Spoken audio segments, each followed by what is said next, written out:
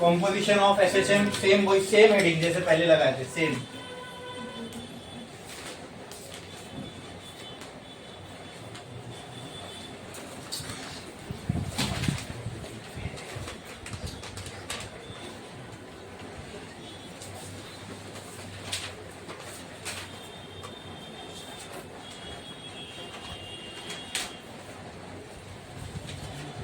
Composition of SHM, ठीक है, और ब्ला ब्ला जो भी था, क्या था? Composition of SHM for particles moving, for particles मत लिखो, for particles moving and having same time period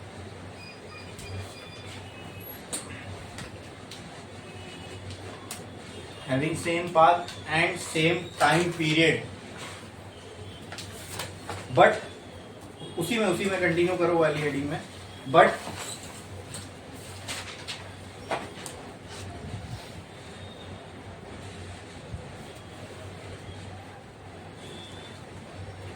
two different displacements, but two different displacements, दो डिस्प्लेसमेंट थे ना पार्टिकल के, ठीक है। एक सेम हेडिंग आगे छापो, आगे छापो। इक्वेशन तो पूरी यही आने वाली है, वही उसी की तो इक्वेशन निकाल रहे हैं। कॉम्पोजिशन ऑफ एसएचएम,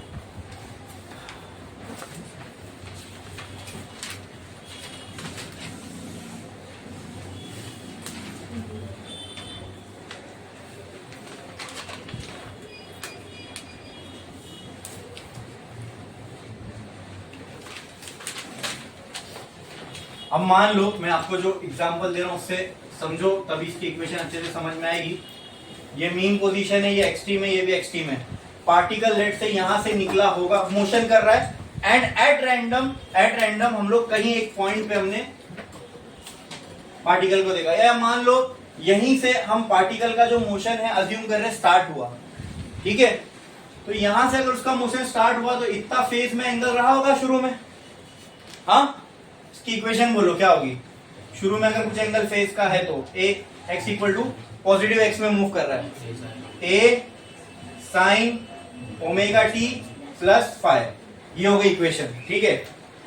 अब मान लो इस डायरेक्शन में मूव कर रहा है, यहां कहीं पे हमने इस पे एक और फोर्स लगा दिया, अब क्या होगा? अब सर एक्स तो जो इसका डिस्प्लेसमेंट था वो पहले वाले फोर्स की वजह से था, इस फोर्स की वजह से इसका डिस्प्लेसमेंट में चेंज आएगा। अब वो चेंज कुछ भी हो सकता है, बढ़ सकता है, कम, या अपोजिट में फोर्स लगाऊंगा तो हो सकता है कम हो जाए, लेकिन लेट्स से हम इसके साथ ही फोर्स लगा रहे हैं तो हमारे को वो लॉजिक समझ में आता है कि सर चलते हुए में और फोर्स लगा दिया तो अब x की वैल्यू और बढ़ जाएगी।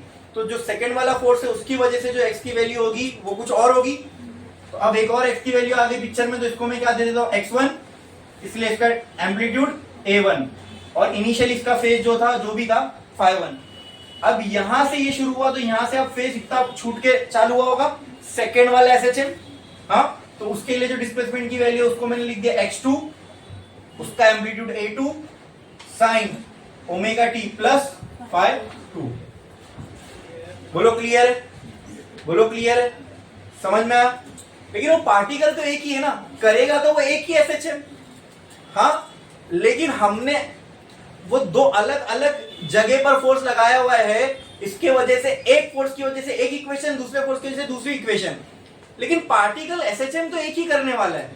तो हमको उस एसएचएम के लिए जो पार्टिकल नेट करेगा उसकी इक्वेशन चाहिए। देखो अब पार्टिकल सेकेंड फोर्स लगाने के बाद जो भी एसएचएम करेगा, ठीक है, वो हम सिर्फ इससे नहीं बता सकते या सिर्फ इससे भी नहीं बता सकते।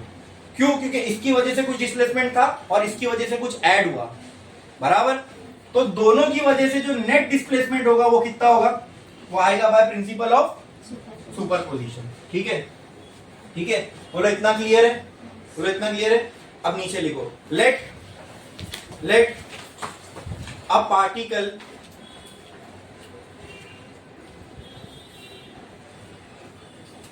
परफॉर्मिंग एसएचएम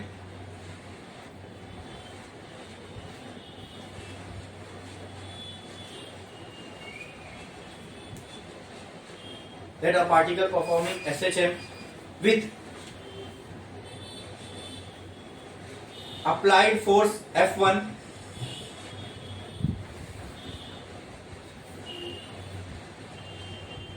को पूरा कट करो, दोनों लाइन को कट करो, इसको ऐसा लिखो, let the displacement of the particle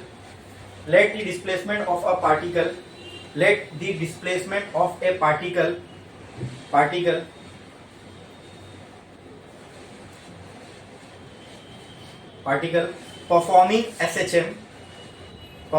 SHM due to force F1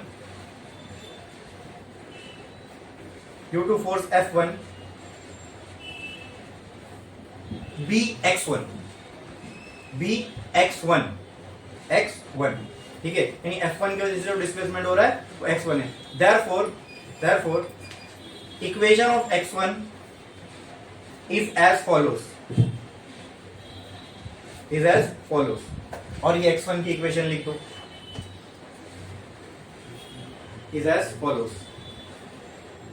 x1 की इक्वेशन लिख दो, x1 equal to a1 sin omega t plus phi1.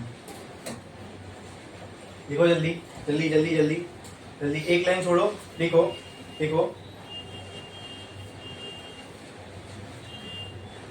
The particle is in motion.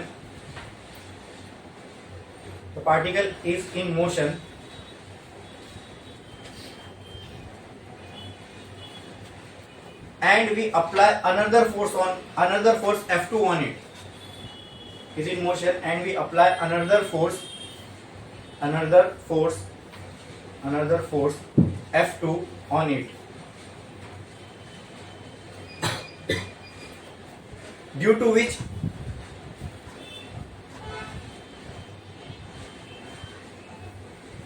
the displacement of particle is x2.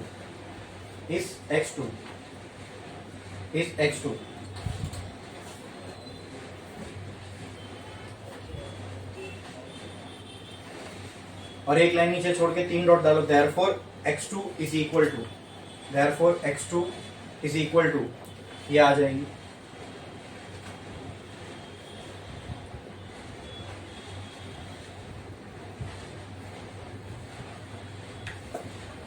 ठीक है, एक line छोड़ो और लिखो, to find net displacement of particle we can use principle of superposition. To find net displacement of particle, we can use principle of superposition. और principal of superposition क्या कहता है? अगर कोई वेक्टर क्वांटिटी की नेट वैल्यू निकालनी है तो दोनों को ऐड कर दो. तो एक लाइन छोड़ो, लिखो by principle of superposition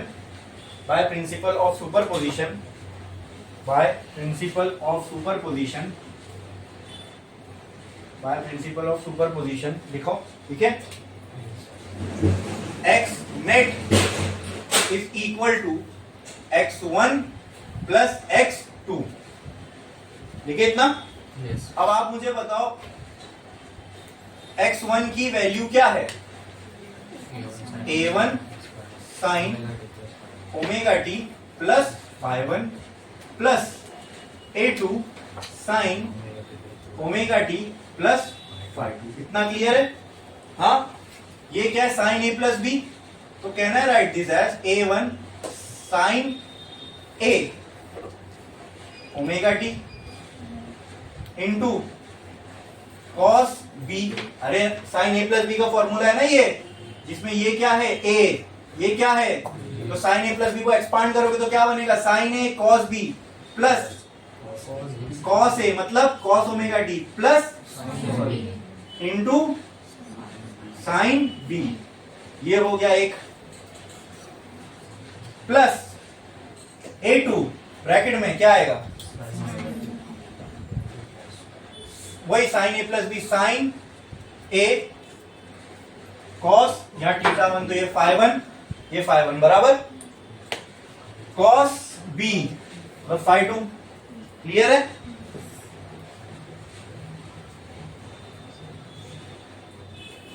plus cos a into sine b. इतना क्लियर? हाँ। नेक्स्ट A1 को पूरे अंदर अंदर मल्टीप्लाई कर दो तो क्या हो जाएगा ये A1 sine omega T into A1 cos, यानी तो मल्टीप्लीकेशन में ना, ये हो जाएगा A1 कॉस फाई 1। बोलो क्लियर है? प्लस यहाँ पे भी A1 cos omega T into sine phi 1 plus A2 पूरा अंदर मल्टीप्लाई करो, ये हो जाएगा A2 sine omega T into cos phi 2 plus A2 cos omega T into sine phi 2। Clear है इतना? अब एक काम करो, साइन ओमेगा टी वाले टर्म्स एक साथ, कॉस ओमेगा टी टर्म वाले एक साथ। साइन ओमेगा टी का कौन कौन सा टर्म है? ये एक है, ये नहीं, ये है। बोलो क्लियर? तो A1 sine omega T into cos phi 1, ठीक है, plus A2 sine omega T into cos phi 2। ये हो गया साइन ओमेगा टी एक साथ। अब जो बचे वो कॉस ओमेगा टी वाले टर्म, कौन से? ये वाला और ये वाला, तो मैं अंडरलाइन कर देता हूं, ये वाला और ये वाला, ठीक है। इसको मैं एक साथ लिख सकता हूं प्लस डाल के, तो चलो इसको चलेगा ना, ब्रैकेट में एक साथ लिख दिया क्योंकि सारे पॉजिटिव है, नेगेटिव तो कोई नहीं। प्लस डाल के बचा हुआ एक साथ A1 cos omega T into sine phi 1, clear है, plus A2 cos omega T into sine phi 2। इतना समझ में आया? इसमें किसी को कोई डाउट है? बोलो। हाँ, इसमें से मैं क्या कॉमन ले सकता हूं? बोलो, साइन ओमेगा टी कॉमन ले सकता हूं ये ब्रैकेट में से, तो कहना है राइट साइन ओमेगा टी, अंदर ब्रैकेट में क्या बचेगा? A1 cos phi 1 plus A2 cos phi 2, bracket close, plus यहां पे ब्रैकेट में क्या बचेगा? कॉस ओमेगा टी, यहां से कॉमन लूंगा तो कॉस ओमेगा टी ब्रैकेट में A1 साइन फाई 1, पूरा मैथ चल रहा है, इसमें फिजिक्स कुछ नहीं है, प्लस A2 साइन फाई 2, ठीक है, बेसिक मैथ्स कर रहा हूं मैं। बोलो इतना क्लियर है? हाँ। अच्छा, क्यों मैंने अलग किया? क्योंकि सिंपल दिख रहा था दोनों में ये चीज कॉमन है। और एक चीज समझो, साइन के साथ t का टर्म है, मतलब t वेरिएबल है, ये वेरिएबल टर्म हो गया साइन ओमेगा टी, उसी तरह कॉस ओमेगा टी भी वेरिएबल है। ये टर्म चेक करो, एम्पलीट्यूड तो कांस्टेंट होता है, फाई एक बार फिक्स हो गया शुरू में, वो फिक्स हो गया। फाई क्या है? इनिशियल फेज, मतलब शुरुआत में जो एक बार वैल्यू बन गई वो वही रहेगी। तो ये भी कांस्टेंट, ये भी कांस्टेंट, उसी तरह ये भी कांस्टेंट, ये भी कांस्टेंट, मतलब ये पूरा टर्म जो आपको दिख रहा है यहाँ पे, ये क्या है? कांस्टेंट है। क्या ये? समझेगा ना? ठीक है, बाद में देखते हैं। ये भी पूरा टर्म क्या है? कांस्टेंट। तो कहना है राइट हियर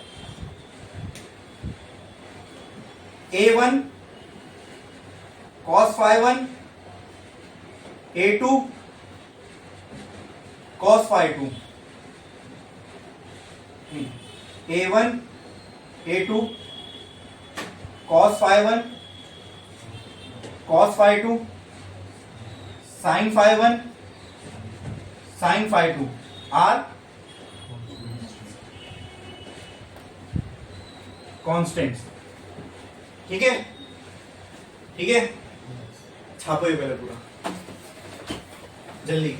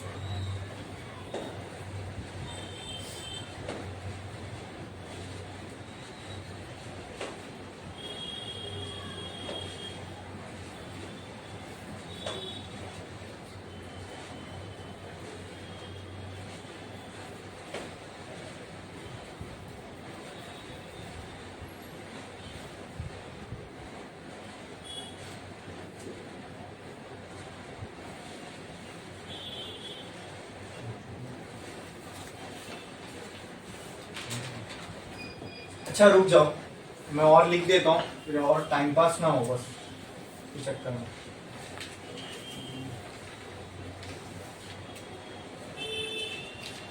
चलो लिख लो लिख लो लिख लो, जगह मुझे और चाहिए, बस करो जल्दी।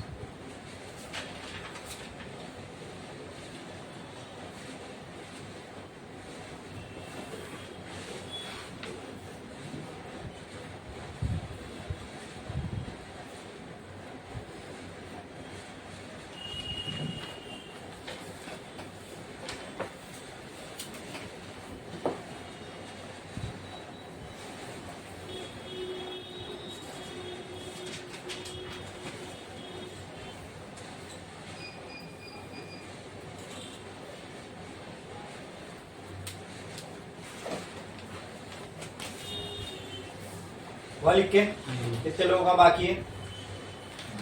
इसके बाद अब क्योंकि ये सारे कांस्टेंट्स है, मैं इनकी जगह एक नया कांस्टेंट लिख सकता हूं। हाँ, ये लिखने के बाद नेक्स्ट लाइन में लिखो therefore we can replace these constants bye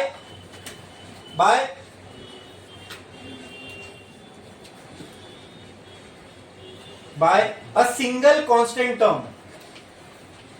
Therefore, we can replace these constants by a single constant term.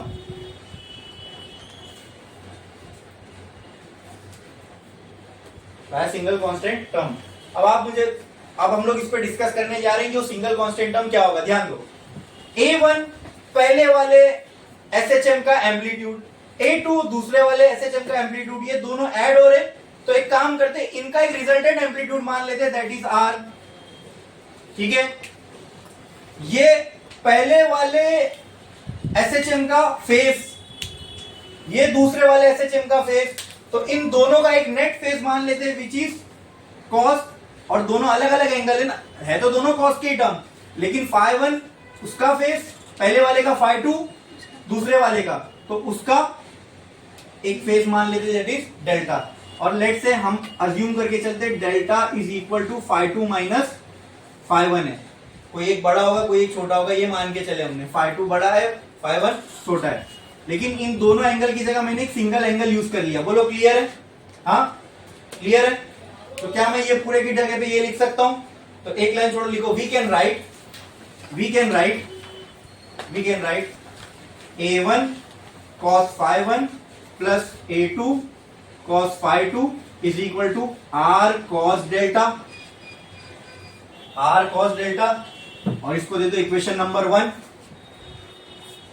तो मुझे बताओ उसको क्या लिख सकते हैं? उसको वो इक्वेशन को A1 sin φ1 plus A2 sin φ2, इसको क्या लिख सकते हैं? Very good, R sin delta, ये हो गई इक्वेशन नंबर 2। लिखो ये अच्छा किया मैंने आपको लिखवा दिया अभी, क्योंकि मेरे को रफ करना पड़ेगा। ठीक है, ये अब इसको अगर मैं इस इक्वेशन में पुट कर दूं तो एक्स नेट की इक्वेशन अब क्या बन रही है? देखो, x net will be equal to sine omega T into r cos delta plus cos omega T into r sine delta. इतना क्लियर है? इसमें किसी को कोई डाउट? अच्छा, इस इक्वेशन में से मैं r कॉमन ले सकता हूं, देखो दिख रहा है यहाँ, ये यहाँ लिख रहा हूं तो दिखेगा। हाँ, तो कहना है write x net is equal to r, अगर मैंने इन दोनों में से कॉमन लिया, अंदर क्या बचेगा? Sign omega T into r, तो बाहर चला गया यहां से, यहां क्या बचा? Cos delta plus cos omega T into sign delta. इतना क्लियर है? ये इक्वेशन को ध्यान से देखो, ठीक है? अब उसके आगे का पार्ट इधर लिख रहा हूं।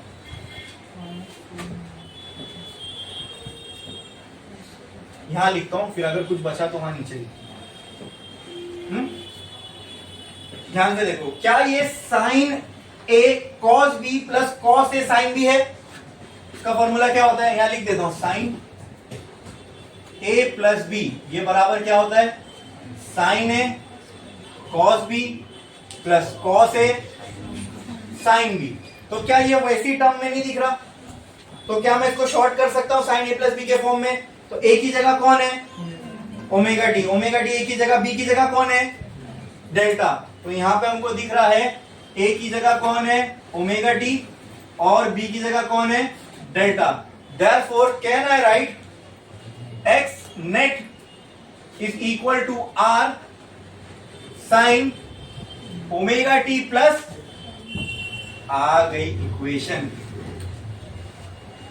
जाओ चेक करो जो मैंने लिखवाया था वेक्टर के फॉर्मूले से, ठीक है? क्या ये इक्वेशन थी?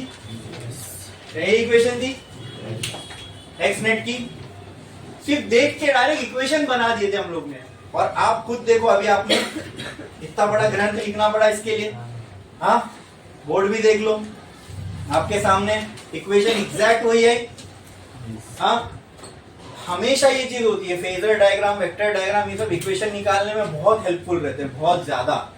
हाँ, लेकिन एग्जाम आया तो यही करना है, एग्जाम में आया तो यही करना है। वो सब चीजें एंट्रेंस के लिए बहुत काम आती है। जो मैंने वो फर्स्ट वाला पार्ट पढ़ा है ना, वो एंट्रेंस में बहुत काम आती है। वहां हम डिराइव नहीं करते बैठ सकते, तो वेक्टर फॉर्मूले से वेक्टोरियली अगर आप उसको रिप्रेजेंट करोगे ना, तो 2 मिनट नहीं लगेगा आपको। अब इसके अलावा दूसरी भी कोई इक्वेशन होगी तो वैसे वेक्टोरियल रिप्रेजेंट करके आप उसकी भी इक्वेशन निकाल सकते हो, ठीक है? बट अब बोर्ड में आएगा तो आपको ये पूरा डेरिवेशन करना है। अब ये खत्म नहीं हुआ है, ठीक है? मैंने 2 चीज और लिखाई थी वहां पे। एक आर की इक्वेशन थी। हाँ, क्या थी आर की इक्वेशन? आर की इक्वेशन थी ना a1 a2 के टर्म्स में, आर स्क्वायर, हाँ, r equal to under root a1 square 8। हाँ, वो अभी तक निकालेगा इसके लिए रिजल्टेंट की। तो ये देखो रिजल्टेंट यहाँ आया ना, यहाँ रिजल्टेंट हम आ रहे, लेकिन ये रिजल्टेंट की वैल्यू भी तो मालूम होना चाहिए हमको। वो अभी तक हमने निकाले नहीं, अब वो निकालना बाकी है। तो रिजल्टेंट की इक्वेशन में देखो, यहाँ पे ये दोनों इक्वेशन में रिजल्टेंट दिख रहा है, ये दोनों इक्वेशन में रिजल्टेंट दिख रहा है। तो इस इक्वेशन को ध्यान से देखना, मैं क्या करने वाला हूं। इस इक्वेशन को हम लोग स्क्वायर करके ऐड करेंगे। क्या करेंगे? स्क्वायर करके ऐड करने वाले हैं, ठीक है? क्योंकि स्क्वायरिंग इसलिए कर रहा हूं क्योंकि साइन का टर्म दिख रहा है, कॉस का टर्म दिख रहा है। तो हमको पता है sine square theta plus cos square theta 1 होता है। तो स्क्वायरिंग से वो टर्म्स एलिमिनेट करने में हेल्प मिलेगी। डिवाइड करने से साइन कॉस को tan में कन्वर्ट कर सकता हूं। आप समझे मैं क्यों स्क्वायर करके डिवाइड कर रहा हूं? टर्म्स को एलिमिनेट करने के लिए, कम से कम। ये मैथ से, इसमें कुछ फिजिक्स नहीं है। क्लियर है? बढ़ू आगे में? अच्छा, ये लिखा आपने? छापो, पहले छापो, फिर उसके नेक्स्ट पार्ट पे जाते हैं।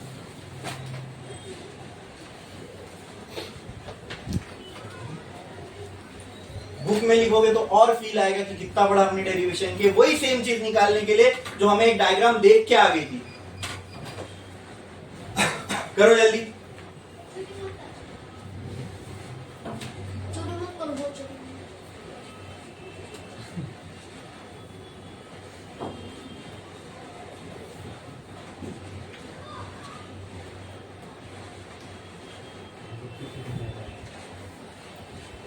छापो छापो छापो जल्दी।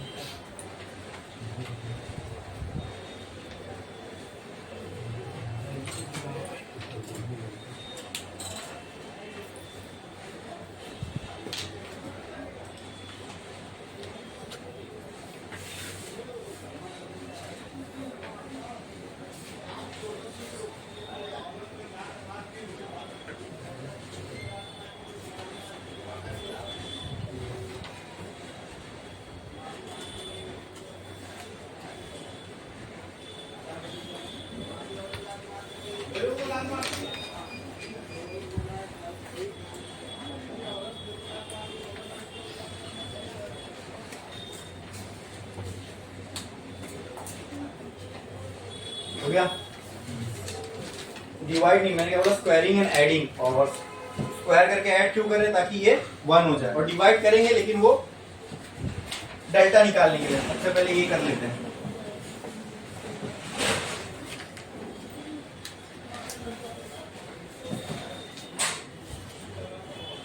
एक लाइन छोड़ो, लिख दो स्टार डाल के, squaring and adding equation 1 and 2, squaring and adding equation 1 and 2, squaring and adding equation 1 and 2, लिखा आपने, squaring and adding equation 1 and 2, squaring and adding. तो पहले स्क्वायर कर लो पूरी इक्वेशन को, तो इसको स्क्वायर करोगे तो कुछ ऐसा आएगा, आर वाली टर्म को पहले लिख रहा हूं, तो कहना write this r square into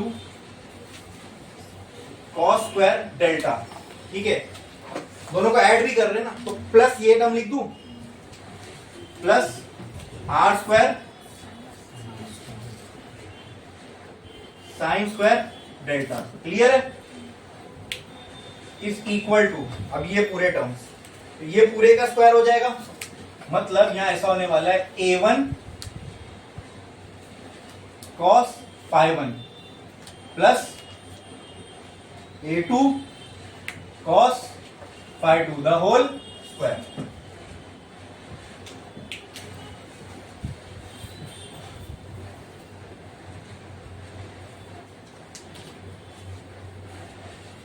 plus ये हो गया ये, अब इसके साथ इसको ऐड करना है, हाँ, प्लस यहां आ जाएगा, बोलो a1, बोलो sine phi 1 plus a2 sine phi 2 the whole square. इन दोनों में से r को कॉमन निकाल सकता हूं, r स्क्वायर, अंदर ही ऐसा लिख सकता हूं, sign square delta plus cos square delta, ये बचेगा, वो पूरे को एक्सपांड करो, ये टर्म हो गया, ये पूरा टर्म हो गया a, ये पूरा टर्म हो गया b, अब आपके सामने a plus B the whole square, इसको कैसे एक्सपांड करोगे, a स्क्वायर का मतलब a1 का square cos square phi 1 plus b square मतलब a2 का square cos square phi 2 plus 2ab,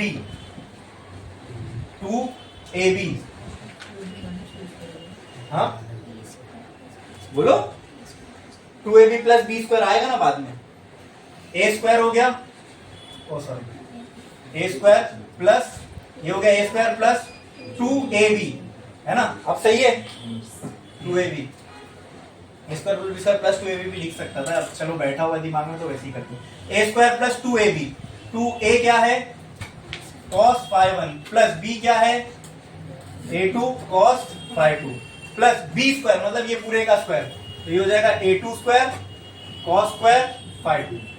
अब ये हो गया ये वाला टर्म एक्सपांड, अब ऐसी उसको भी एक्सपांड करना है, तो प्लस ये पूरा टर्म a स्क्वायर, ये यहाँ पे हो जाएगा a और ये यहाँ पे हो जाएगा b, तो a स्क्वायर का मतलब a1 square sine square phi 1, ये हो गया a स्क्वायर प्लस 2ab मतलब 2a1 साइन phi 1 इंटू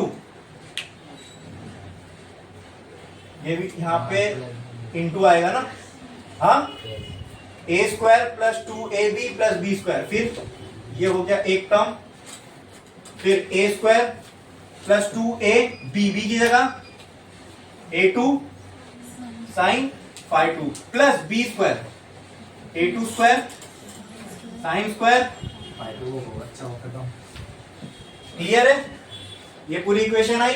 अब ये पूरे टर्म की जगह मैं क्या लिख सकता हूं, 1, ठीक है, इज इक्वल टू, अब एक काम करो, जो भी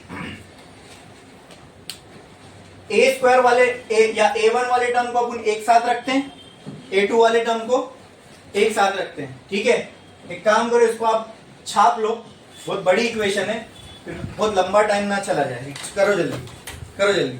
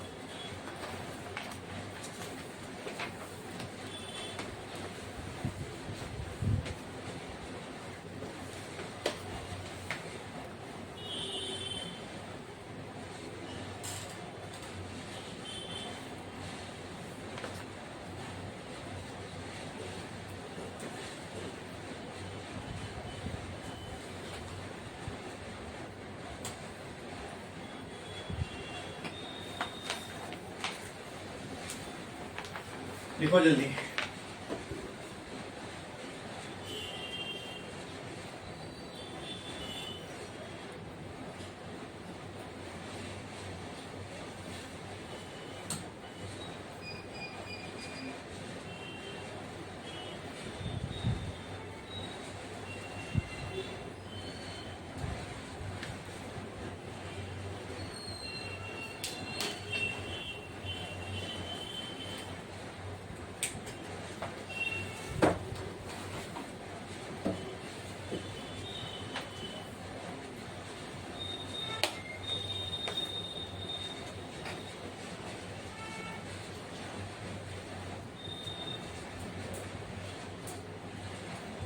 हो गया लिख के? हो गया लिख के?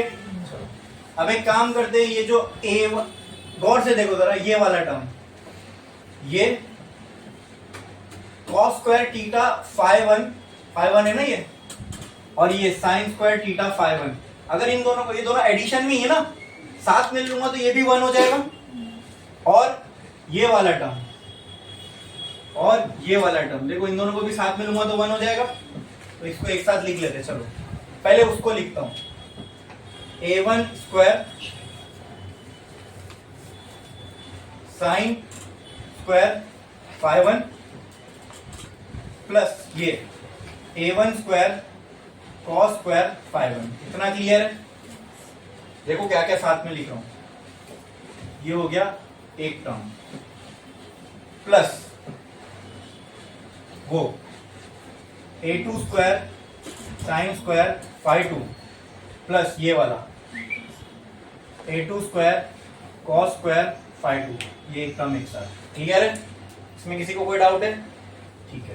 प्लस क्या बचा, जो इधर बचा, ये पूरा टर्म बच गया, इसको एक साथ लिख दो। क्या हो जाएगा ये, बोलो? चलो इसमें भी साइन वाले टर्म को पहले लिख देता हूं। 2a1 sine phi one into a2 sine phi two plus यहां से क्या बचा, 2a1 cos phi one into a2 cos phi two. क्या यही है? रीअरेंज कर दिया मैंने पूरी इक्वेशन को। इसमें किसी को कुछ भी डाउट है? बोलो पक्का? पक्का? कुछ भी डाउट है इसमें? ठीक है, बढ़े आगे। ये यहां पे क्या बच रहा है, आर स्क्वायर बराबर, इन दोनों में से a1 स्क्वायर को कॉमन निकालो। a1 स्क्वायर कॉमन, अंदर क्या बचेगा, sine square phi one plus cos square phi one. इतना क्लियर है? प्लस इन दोनों में से क्या कॉमन निकल सकता है, a2 स्क्वायर, तो अंदर क्या बचेगा, sine square phi two plus cos square phi two. बोलो इतना क्लियर है? प्लस इनमें से क्या कॉमन निकल सकता है, 2 दोनों में से common, a1 common, a2 common, अंदर क्या बचा, sine phi one into sine phi two plus cos phi one into cos phi two. इसमें किसी को कोई डाउट? चेक कर लो, कुछ डाउट? ठीक है, कहना है राइट। आर स्क्वायर बराबर, ये पूरा टर्म क्या हो जाएगा, 1, ये पूरा टर्म क्या हो जाएगा, 1। तो कहना है right, a1 square plus a2 square plus 2a1 a2, ये किसका फॉर्मूला है, साइन ए साइन बी प्लस कॉस ए कॉस बी। क्या बात है, बोलो? कॉस ए माइनस बी का फॉर्मूला ये, ठीक है, यहां लिख देते हैं, cos A minus B. Cos के टर्म्स पहले, साइन के बाद में। चलो मैं यहां कॉस के टर्म्स पहले लिख देता हूं, cos A cos B sign A sine B. Clear? ठीक है। कॉस ए माइनस बी का फॉर्मूला क्या होता है, cos A cos B plus sign A sine B. तो यहाँ पे ए की जगह क्या है, फाइव वन, बी की जगह फाइव टू, तो कहना राइट प्लस कॉस टू ए वन ए two into cos five one minus five. बोलो इतना क्लियर है? इसमें किसी को कोई डाउट? इतना समझ में आया? अरे टू ए वन ए टू पहले से ही लिख चुका था क्या? इसकी जगह ये वन स्क्वायर वन, ए टू स्क्वायर वन, प्लस डाल के मैंने टू ए वन ए टू लिख चुका था। बस यहीं पे क्या लिखना बाकी है? बोलो into cos five one minus phi two. बोलो इतना क्लियर है? हाँ हाँ,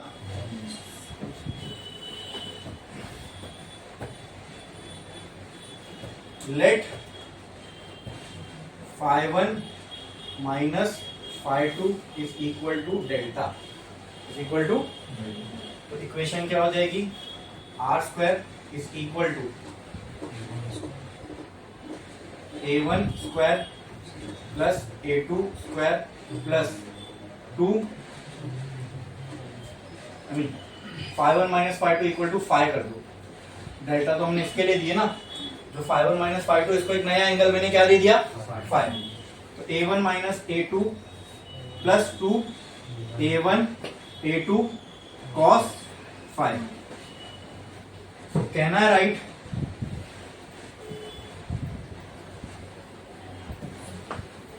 कहना है राइट, आर बराबर under root A one square A two square plus two A one A two cos five. क्या ये इक्वेशन मैंने आपको वेक्टर डायग्राम देख के निकाल के दिया था? हाँ, कितना बड़ा ग्रंथ लिखने के बाद आई। हाँ, लेकिन ये अभी भी खत्म नहीं हुआ है, ठीक है? इसमें एक इक्वेशन अब भी बाकी है, वो क्या है आओ देखते हैं। tan फाइव, ठीक है? इक्वेशन वन क्या थी?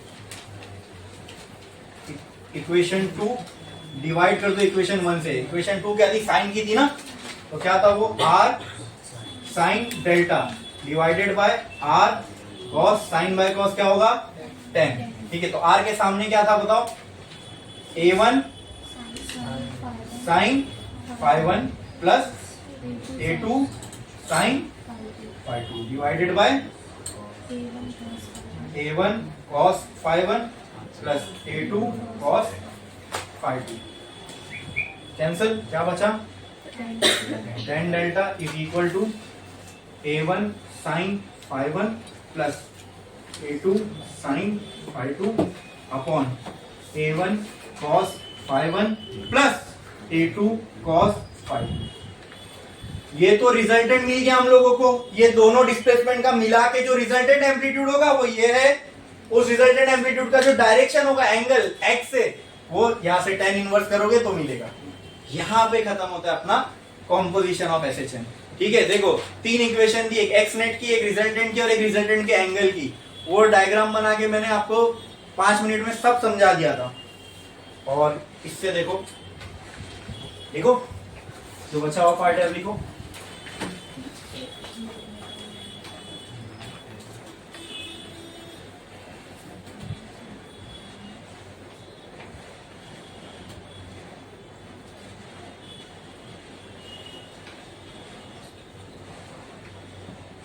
अनफॉर्चुनेटली अगर बोर्ड में आया तो यही पूरा लिखना है आपको, ठीक है?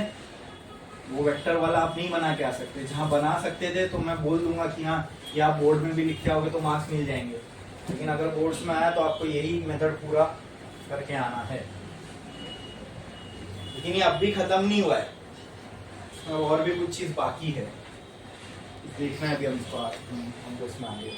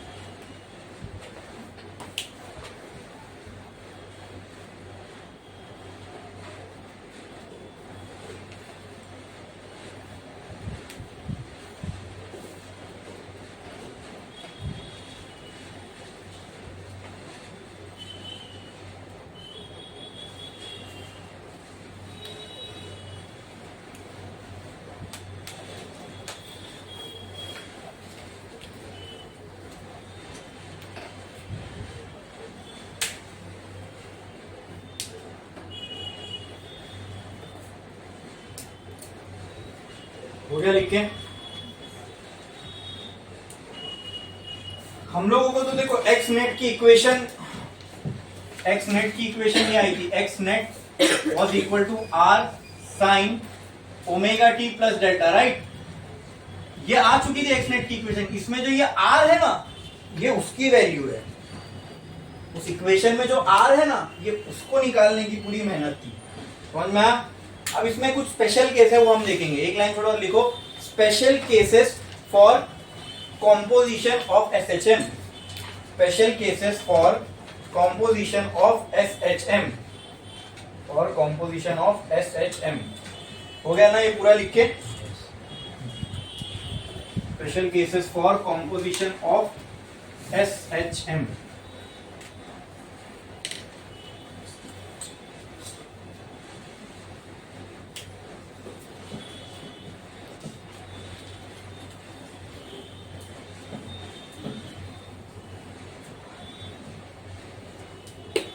Special cases for composition of SHM. लिखा?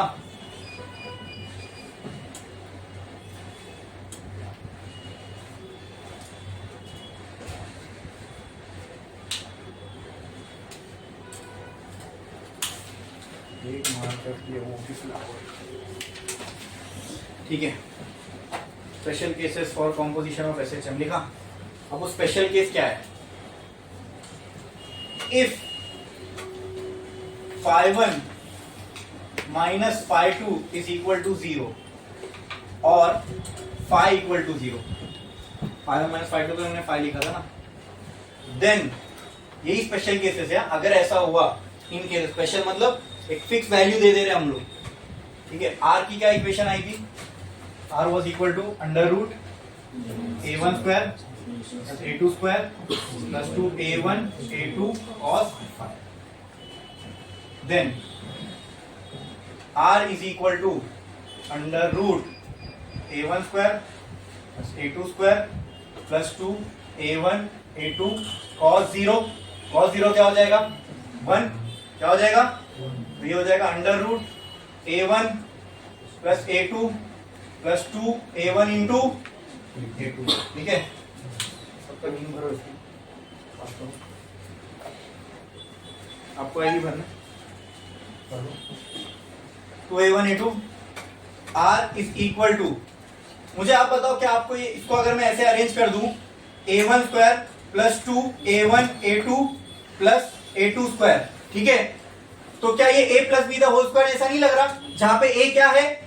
a1, b क्या है? तो कहना है right, r is equal to under root a1 plus a2 the whole square. ये स्क्वायर, ये रूट, तो r बराबर a1 प्लस a2। अब ये स्पेशल में एक और स्पेशल केस है, स्पेशल में एक और स्पेशल केस है। ये तो r की वैल्यू आ गई जब phi 0 था। इफ A1 बराबर A2 होगा, उसको मैं A लिख सकता हूं, जब दोनों इक्वल है तो कोई एक वैल्यू लिख सकता हूं A, देन R किसके बराबर हो जाएगा 2A, खत्म। ठीक है, ये सिंपल R को मैं ऐसा लिख सकता हूं ना, फिर R equal to A plus A, तो R की वैल्यू क्या आ जाएगी 2A। बोलो क्लियर है? ये हो गया पहला स्पेशल केस। इसके बाद एक और स्पेशल केस है, ठीक है। फाइव इक्वल टू 0 पे देखा, अगर फाइव की वैल्यू 90 हो या pi by 2, if five 1 minus five 2 is equal to pi by 2 और five is equal to pi by 2, तो क्या आएगी आर की वैल्यू? आर की वैल्यू बोलो, under root A1 square plus A2 square plus 2A1 A2 cos 90, ठीक है। cos 90 0, ये पूरा टर्म, ये पूरा टर्म, आर क्या बचेगा? Under root A1 square plus A2 square, आ गई आर की वैल्यू। इसमें स्पेशल में स्पेशल केस, स्पेशल में स्पेशल केस क्या होगा? स्पेशल में स्पेशल केस क्या होगा बोलो? बोलो, इफ ये R1, ये A1 और A2 की वैल्यू, R की वैल्यू तब आई जब फाइव की वैल्यू कितनी थी? पाई बाय 2। उसके बाद A1 A2 की इक्वेशन आ गई, और तो हम क्या कर सकते हैं अब इस केस में? इफ A1 बराबर A2 बराबर A है, तो क्या हो जाएगा R की value? Under root A square plus, तो R will be equal to under root 2A square, तो कहना right R will be equal to root 2 into या फिर A रूट 2, ये हो गई R की वैल्यू। कब? जब फाइव की वैल्यू क्या थी बोलो? पाई बाय 2। और लास्ट केस है अगर पाई होगी तो, ठीक है।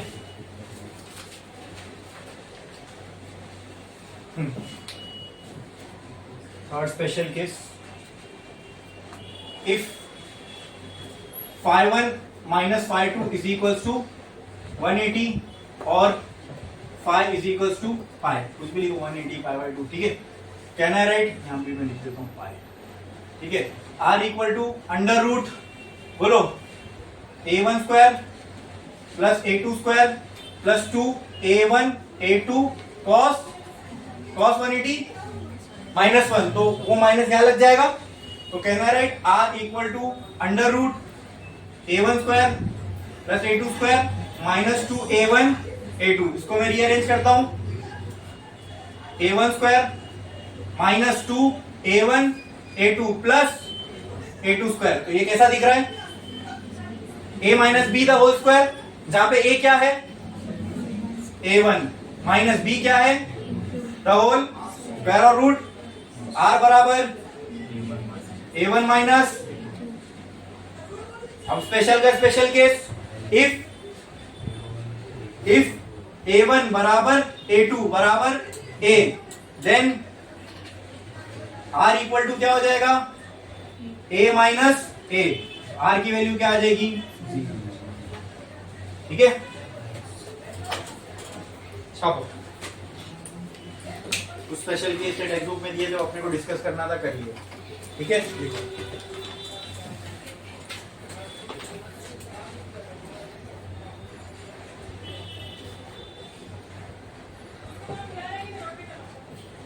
करो जल्दी।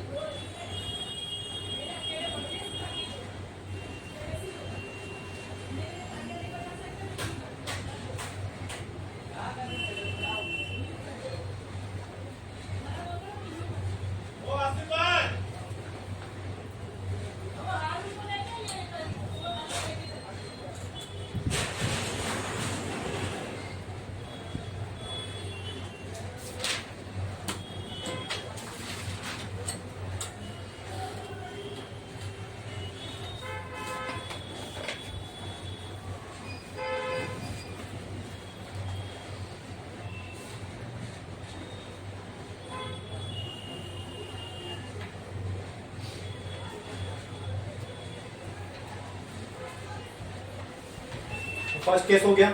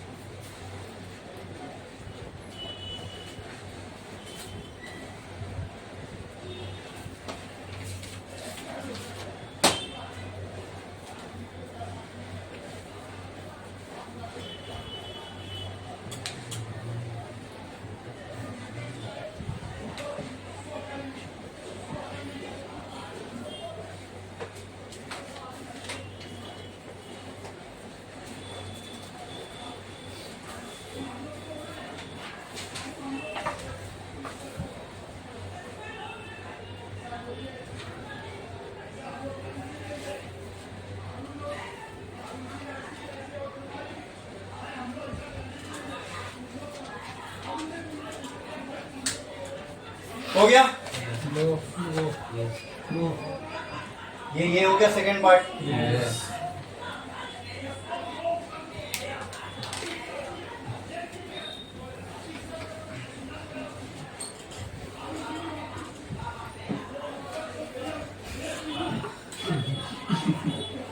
चलो यहाँ पे ध्यान दो। अब एक लाइन छोड़ो, स्टार डालो और हेडिंग लगाओ डैम्प्ड ऑक्सीलेशन। हेडिंग लगाओ damped oscillation, DAMPED, damped oscillation. अब डैम्प्ड ऑक्सीलेशन क्या होता है, पहले हम लोग उसका डेफिनेशन लिख लेते हैं, ठीक है, फिर उसके बाद इसको अच्छे से समझेंगे। इसका डेफिनेशन लिख लो दो। If the amplitude of an oscillation, if the amplitude of an oscillation decreases with time, such an oscillation is called as damped oscillation. Such an oscillation is called as damped oscillation.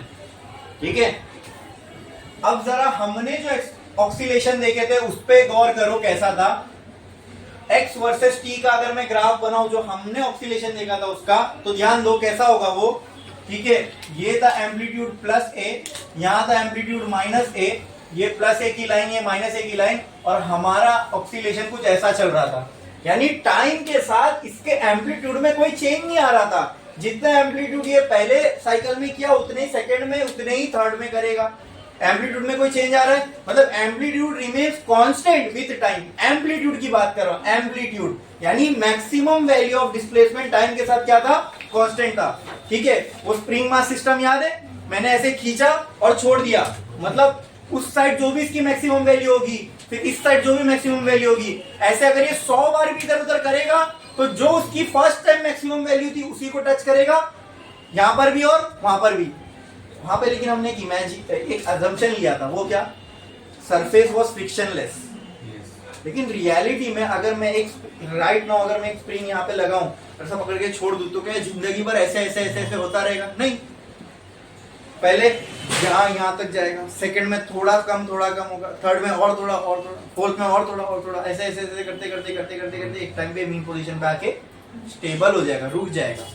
ये real होता है। ये जो हमने पढ़ा ये क्या था, ये सब आइडियल केस थे। रियलिटी में कैसा होगा एम्पलीट्यूड टाइम के साथ, बोलो।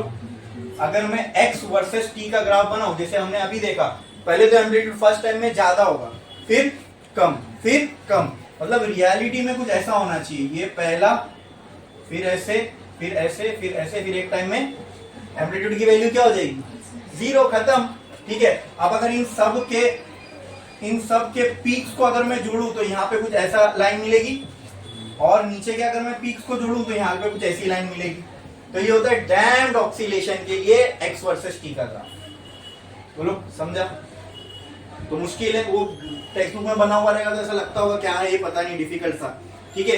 लेकिन अभी हमने जब उसको कंसेप्चुअली समझा तो समझ में आया। तो यहाँ एक सिस्टम है बना हुआ ताकि डैम ऑक्सीलेशन समझ में आए। डैम का मतलब क्या कि अब अगला एम्पलीट्यूड पहले वाले से कम होगा, बराबर। हाँ, तो अगर हम यहाँ पर, अगर हम सिस्टम में कोई चीज को जानबूझ के लगा रहे हैं जिससे कि जो चीज ऑक्सीलेट हो रही है उसका एम्पलीट्यूड टाइम के साथ कम हो, तो वो ऑक्सीलेशन को क्या करेगा? डैम्प करेगा। क्या करेगा? तो ऐसी चीज को बोलते हैं डैम्पर। क्या बोलते हैं? जैसे अक्सर अगर आप कहीं डॉक्टर वगैरह के यहाँ जाओ तो उनके दरवाजे में ऊपर एक हाइड्रोलिक ट्यूब लगा होता है, उसको अपन खोले और छोड़ दे तो धीरे से वो बंद करता है, ठीक है। कई बार ऐसा होता है कि अगर वो ना हो तो दरवाजा ऐसा ऐसा ऐसा ऐसा हो सकता है, ठीक है। वो लगाने से क्या होगा कि दरवाजा जो है या तो एक तो सडन बंद नहीं होगा, दूसरा उसका जो थोड़ा बहुत ऑक्सीलेशन हो सकता था, ठीक है, वो भी नहीं होगा। तो वो क्या काम कर रहा है? ऑक्सीलेशन को डैम्प कर रहा है। क्या कर रहा है? डैम्प, ऑक्सीलेशन को रोकने का काम कर रहा है। आई बात समझ में? ठीक है। तो यहाँ पे एक सिस्टम है, जैसे ये मान लो अगर यहाँ पानी नहीं होता, इमेजिन करो यहाँ पानी नहीं होता, यहाँ दीवार से एक स्प्रिंग लटकी हुई है, स्प्रिंग के नीचे एक वजन लटका हुआ, उस वजन को मैंने हाथ से ऐसे खींचा और छोड़ दिया, ये ऐसे ऐसे ऐसे ऐसे वाइब्रेट होता रहेगा, बराबर। लेकिन अब मैंने क्या किया, उस वजन के नीचे एक और रॉड बांधा और उस रॉड से एक प्लेट कनेक्टेड है। क्या कनेक्टेड है? और वो प्लेट पानी में। प्लेट किसमें? अब इमेजिन करो मैंने इस ब्लॉक को पकड़ के ऐसे खींचा, स्प्रिंग स्ट्रेच हुई, ये प्लेट पानी के अंदर जाएगी, अंदर जाएगी। अब मैंने स्प्रिंग को छोड़ दिया, ब्लॉक को छोड़ दिया, जितना स्पीड से पहले ऊपर भाग रहा था उतना स्पीड से अब भागेगा नहीं, क्योंकि अब ये प्लेट को पानी को चीरते हुए जाना है। तो ये भी तो प्लेट रोकेगी ना, इसके रेजिस्ट करेगी इसके मोशन को। आई बात समझ में? तो कहना है this liquid is acting as a damper. आई बात समझ में? मान लो ये पानी से निकल गया, फिर स्प्रिंग नीचे आई, फिर ये पानी में गया, बराबर। जाने में इसको रेजिस्टेंस लगेगा, फिर वापस निकलने में रेजिस्टेंस, तो एनर्जी लॉस होगी, अगला एम्पलीट्यूड कम होगा, है क्या नहीं? फिर अगला जितने फोर्स से जितना पहले ऊपर तक गया था उतना ये वापस ऊपर तक जाएगा नहीं, क्योंकि ये रोक रहा है ना उसको। आई बात समझ में? ये एग्जांपल समझ में आया? इमेजिनेशन में आपके बैठा? पक्का क्लियर है? ऐसी कुछ ग्राफ बनेगा इसका। ये ग्राफ है ऑफ डैम्ड ऑक्सीलेशन, ये ग्राफ है किसका? डैम्ड ऑक्सीलेशन का, ठीक है। पहले क्या था? पहले जो फोर्स था, ठीक है, जो स्प्रिंग ये मास पे लग रहा था वो सिर्फ स्प्रिंग फोर्स था। क्या था? स्प्रिंग फोर्स, ठीक है। जो ऑक्सीलेशन के लिए रिस्पॉन्सिबल था वो क्या था? Spring force. लेकिन अब यहाँ पे सिर्फ स्प्रिंग फोर्स नहीं है, जैसे हम अब फोर्स अप्लाई कर रहे थे तो अगेंस्ट में कौन था? सिर्फ स्प्रिंग फोर्स। यहाँ पे जब हम फोर्स अप्लाई कर रहे तो अब सिर्फ स्प्रिंग फोर्स नहीं है, अब यहाँ पे फोर्स ड्यू टू डैम्पर भी है। ये पानी को चीरते हुए जाने के लिए पानी इस पे कुछ विस्कस फोर्स लगाएगा, ठीक है। तो छोड़ो विस्कोसिटी, वो सब अलग कॉन्सेप्ट है अपने आप में, वो हम बाद में पढ़ेंगे। लेकिन ये समझ लो पानी इसको रोक रहा है, तो ये पानी किसका काम कर रहा है? डैम्पर का। तो इसका मतलब मैं बोल सकता हूँ इस पे डैम्ड फोर्स भी लगेगा। क्या लगेगा? और उस फोर्स को मैं लिखता, उस फोर्स को मैं बोलता हूँ एफ डी, इसकी वजह से लगने वाला फोर्स एफ डी। तो अब ब्लॉक पे सिर्फ और सिर्फ ब्लॉक को जो रेजिस्ट कर रहा है क्या वो सिर्फ स्प्रिंग फोर्स है? नहीं, और एक कौन सा है जो इसके मोशन को रेजिस्ट करेगा? वो डैम फोर्स। तो अब एफएस प्लस एफडी मिल के काम करेंगे। आई बात समझ में? डैम ऑक्सीलेशन में क्या होता है? स्प्रिंग फोर्स और डैम फोर्स दोनों मिल के काम करते हैं। क्लियर है? हाँ, याद होगा आपको हमने एसएचएम की इक्वेशन कैसे निकाली थी? एफ लिए थे, यहाँ एम और यहाँ माइनस के एक्स था, याद है? याद है? तो यहाँ पे अप्लाइड फोर्स के अगेंस्ट कौन काम कर रहा था? सिर्फ स्प्रिंग फोर्स। यहाँ पे अप्लाइड फोर्स के अगेंस्ट कौन काम कर रहा है? Spring force and dam force. बोलो क्लियर है? अप्लाइड फोर्स को तो हम जानते हैं एमए होता है, स्प्रिंग फोर्स के हम जानते हैं माइनस के एक्स होता है, डैम फोर्स हमको नहीं मालूम क्या होता है, ठीक है। अच्छी बात है इसका कोई डेरिवेशन नहीं है हम लोग को, इसका डायरेक्ट फॉर्मूला मैं बता रहा हूँ, minus B where V is velocity, V is velocity. तो यहाँ पे मैं एफ डी की जगह लिख दूं माइनस, बी प्लस की जगह माइनस आ गया क्योंकि उसकी साइन ही माइनस है। बोलो क्लियर है? अब डैम्ड ऑक्सीलेशन की डिफरेंशियल इक्वेशन बनाना है, कुछ नहीं, डिफरेंशियल फॉर्म में लिख दो इसको। तो कहना right M A plus K X plus B V is equal to 0। अब देखो मजा कब आएगी, हायर से लोअर में जाओगे तो। पहला एक्सेलरेशन, फिर वेलोसिटी, फिर डिस्प्लेसमेंट, ये ऑर्डर में लिखूं तो इक्वेशन क्या अच्छी लगेगी, ma bv kx equal to 0। बोलो क्लियर है। अब क्या मैं एक को ऐसा लिख सकता हूं, D square X by D T square, ये हम ऑलरेडी देख चुके, एक को हम ऐसे लिख सकते हैं, प्लस बी को मैं ऐसे लिख सकता हूं D X by D T plus K X equal to 0। आगे differential equation for damped oscillation. मुश्किल था क्या कुछ, बोलो कुछ मुश्किल था, कुछ डिफिकल्ट था इसके अंदर, समझ में आया damped oscillation. Conceptually damped oscillation क्या होता है, ऐसा ऑक्सीलेशन जिसमें अगला एम्पलीट्यूड पिछले एम्पलीट्यूड से कम होगा, मतलब टाइम के साथ एम्पलीट्यूड की वैल्यू कम होती जाएगी। और ये सेंस भी बनता है, सेंस भी बनता है। अगर एक स्प्रिंग मास सिस्टम को मैं लूं और ऐसा पकड़ के छोड़ दूं, जिंदगी भर थोड़ी ना ऑक्सीलेट होता रहेगा, फ्रिक्शन की वजह से उसका जो एम्पलीट्यूड है वो कम कम कम होता जाएगा, और एक बार टाइम के साथ उसका कुछ टाइम बाद आके उसका एम्पलीट्यूड क्या होगा, 0, मतलब डिस्प्लेसमेंट ही क्या होने वाला है, 0। ठीक है, तो यहाँ पे देखो ना, डिस्प्लेसमेंट की वैल्यू 0 को अप्रोच कर रही है ना, आया कि नहीं समझ में, कुछ डाउट है इसमें। तो डैम्प्ड ऑक्सीलेशन का ग्राफ ऐसे ही बनना चाहिए। सेंस बन रहा है, सेंस बन रहा है कि नहीं बन रहा है, क्लियर है, कुछ भी डाउट है, पक्का। अब ये दरवाजे को ले लो, अगर ये वहां पे वो हिंज नहीं होता उस साइड पे, ठीक है, एकदम फ्री होता, क्या ये दरवाजा ऐसे ऐसे ऑक्सीलेट होता, तो वो हिंज इस दरवाजे के लिए किसका काम कर रहा है, डैम्पर का। आई बात समझ में, जो ऑक्सीलेशन को रेजिस्ट करे, रोके, दैट इज डैम्पर, और डैम्पर की वजह से जो फोर्स लग रहा है वो क्या होगा, डैम्पिंग फोर्स। तो जब फ्रिक्शनलेस स्प्रिंग और मास सिस्टम देखे थे, वहां पे हमारे फोर्स को रेजिस्ट करने वाला सिर्फ स्प्रिंग फोर्स था, यहाँ पे हमारे फोर्स को रेजिस्ट करने वाला स्प्रिंग फोर्स तो है ही, साथ ही साथ डैम्पर का भी फोर्स है, इसलिए हम उसको बोल रहे हैं डैम्प्ड फोर्स। तो हमारे अप्लाइड फोर्स को कौन कौन रेजिस्ट करेगा, स्प्रिंग फोर्स और डैम्प फोर्स मिलके, समझे। फिर वो तो बाकी मैथ्स था, जहां वहां फिर एक इक्वेशन क्लियर है, समझ में आया। देखो डैम्प्ड ऑक्सीलेशन की कहानी पूरी देखो, देखो जल्दी जल्दी छापो, कॉपी करो फटाफट।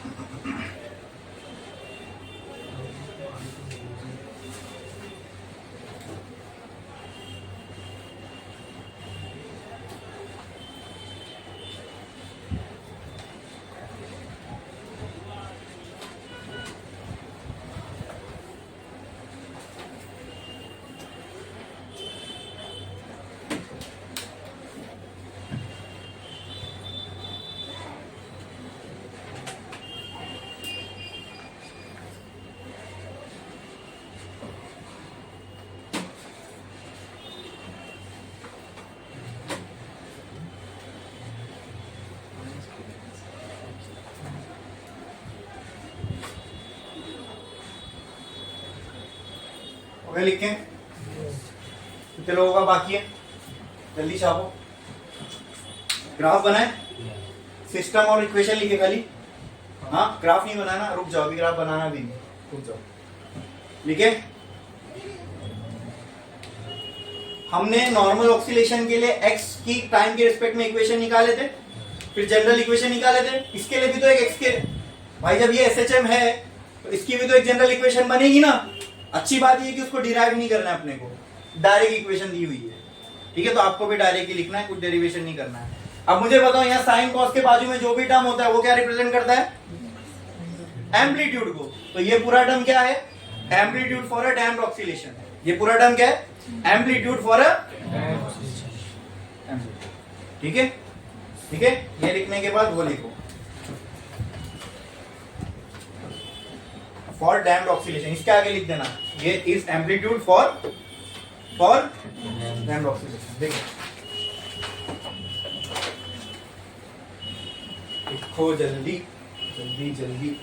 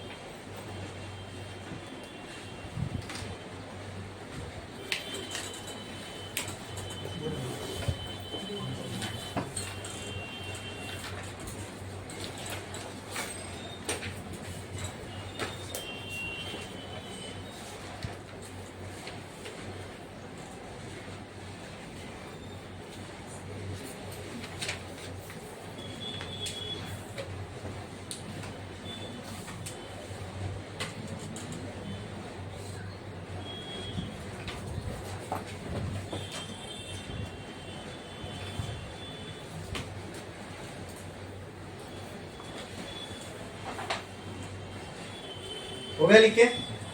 एक लाइन छोड़ो, स्टार डालो और लिखो ग्राफ ऑफ डैम्प्ड ऑक्सीलेशन, और वो ग्राफ बनाओ।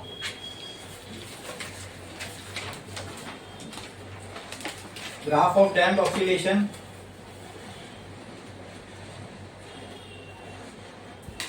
एक्स वर्सेस टी ग्राफ है ना ये, ठीक है, बनाओ।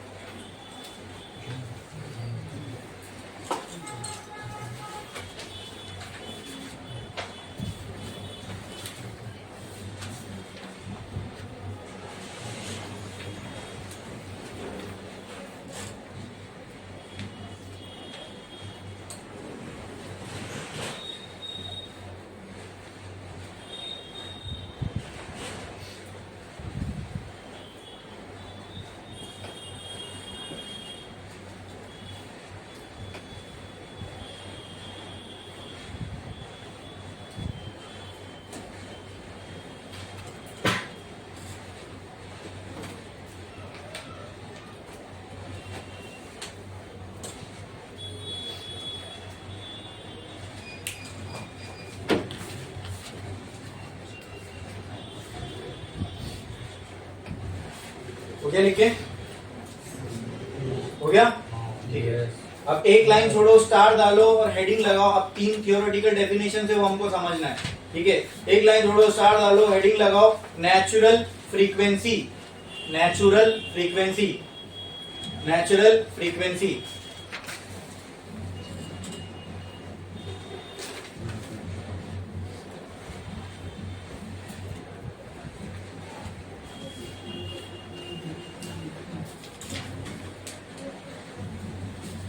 ठीक है। इफ एन ऑब्जेक्ट इज, रुको रुको रुको, ऐसा लिखो, if an object is displaced from its mean position by applying some initial force, if an object is displaced from its mean position by applying some initial force and then is allowed to oscillate on its own,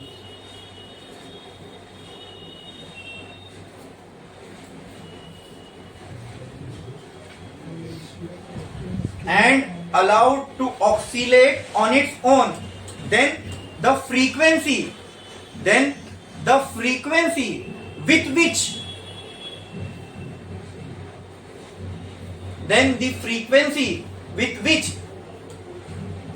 the object oscillates is called as natural frequency, is called as natural frequency, is called as natural frequency. Now let's say for example, यहाँ पे ध्यान दो, मेरे पास एक दीवार से pendulum लटका हुआ है, मैंने इस पे एक बार ऐसे फोर्स लगाया, पेंडुलम यहाँ लटका हुआ था, मैंने इसको ऐसा एक बार फोर्स लगाया और छोड़ दिया, बस एक ही बार फोर्स लगाया और छोड़ दिया, ऐसा होगा, ठीक है। दूसरा एग्जांपल, आपका कोई दोस्त वो स्विंग झूले पे बैठा है, आपने एक बार उसको जोर से धक्का दिया और छोड़ दिया, ऑक्सीलेट करता रहेगा वो। एक बार आपने फोर्स लगाया, छोड़ दिया, अब जो भी ऑब्जेक्ट है वो अपने आप ऑक्सीलेट कर रहा है, ठीक है। तो जब ये ऑक्सीलेट कर रहा होगा तो ये मीन पे आएगा, फिर एक्सट्रीम पे जाएगा, फिर मीन पे आएगा, फिर एक्सट्रीम पे जाएगा, ये हो गई एक साइकिल, ये हो गई एक साइकिल। ऐसी एक साइकिल में जितनी साइकिल, ऐसी एक सेकंड में वो जितनी साइकिल कंप्लीट करेगा वो क्या हो जाएगी, उसकी फ्रीक्वेंसी क्या हो जाएगी। मैंने कहा एक सेकंड में वो जितनी साइकिल कंप्लीट करेगा ये उसकी क्या हो जाएगी। इसी पेंडुलम का केस है, हाँ, मैंने यहाँ से छोड़ दिया, ये इधर गया, इधर गया, इधर गया, फिर इधर आया, ये हो गई एक साइकिल, इधर गया, इधर गया, इधर गया, इधर आया, ये हो गई दूसरी साइकिल। अब एक सेकंड में जितनी साइकिल कंप्लीट करेगा ये हो जाएगी इस पेंडुलम की। लेकिन अब जो अभी मैं ये केस बता रहा हूँ इसमें मैंने क्या किया, मैंने फोर्स एक बार लगाया, छोड़ दिया। अब जो भी फ्रीक्वेंसी है, फ्रीक्वेंसी समझ में आ गई ना, क्या है, जिस भी फ्रीक्वेंसी से ये वाइब्रेट कर रहा है इसको बोलते हैं नेचुरल फ्रीक्वेंसी। क्या बोलते हैं, बोलो क्लियर है, अरे बोलो क्लियर है, ठीक है, ठीक है। नेचुरल फ्रीक्वेंसी समझ में क्या होती है। एक लाइन थोड़ा स्टार्ट करो, लिखो फोर्स फ्रीक्वेंसी, लिखो force frequency. Forced, FORCED, forced frequency, forced frequency, forced frequency.